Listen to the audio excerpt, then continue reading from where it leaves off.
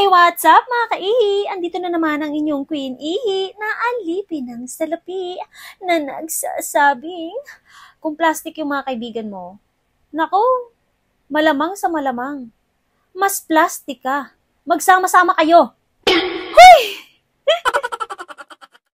Magpapaampon muna ako dito sa pamilya nila tita. Malayo yung pamilya ko kaya dito na lang muna ako. Halos 2 oras din ata yung biyahe namin bago namin narating tong resort. Meron sila ditong 2 swimming pool magkatabi pero doon kami sa baba. Mas maganda kasi doon kasi umaagos yung tubig galing talaga sa nature. Kumbaga natural siya tapos pwede kang umihi, anliihi. Ay, matagal na tong swimming na to, so sobrang busy ko, hindi ko siya ma-upload. Kaya bago pa magalit si tita, eto na, i-upload ko na tita. Sorry na nga. Mga kasama ko dito ay yung pamilya ni tita, mga anak niya, kaibigan ng anak niya, at yung pamangkin niya. Yung cake na yan ay para talaga sa celebration ng birthday ni Keng. Si Keng, yung nakaitim, siya yung pamangkin ni tita. Siya yung may birthday. Pagdating namin, una kong ginawa ay mag-set up na para pang ihaw. Grabe yung uling na nabili namin, hindi ko alam pare-pareha sila na sukat. Ang tiyaga naman ng mga nag-uuling na to. Tapos sobrang tigas niya, ang tagal niyang magpadingan. Sobrang tigas niya bago kami nakakain, mga 1 oras bago naluto yung chicken. So sa mga gustong bumili ng uling na yan, wag na. Huwag nyo nang balake. Hindi ko sasabihin na sa dali ko to nabili. Nasa harap lang ng cottage namin yung waterfalls. Gusto nga palang ipakilala sa inyo ang masarap magluto. Taray! Masarap talaga magluto si tita, promise. Kung hindi nyo na itatanong si tita ay Muslim. Yes po, Muslim sila. Sobrang dami ko nga natitikman ng mga sasarap na pagkain ng Muslim. Parang gusto ko nang magpa-convert.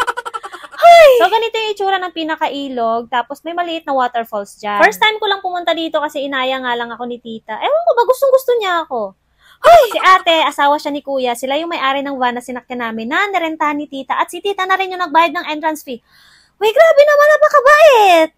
Ang tanging ambag ko lang dito ay itong coffee jelly na marami siyang bula. At muntik pang makalimutan.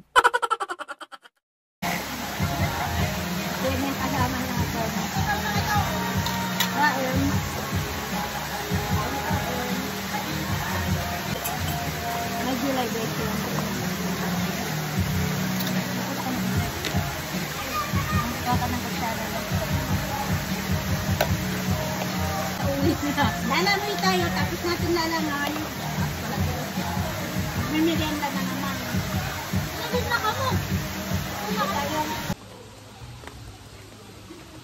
Nandito kami. Andyan lang kayo. Andyan lang kayo. Manood lang kayo. Hoy! Hoy!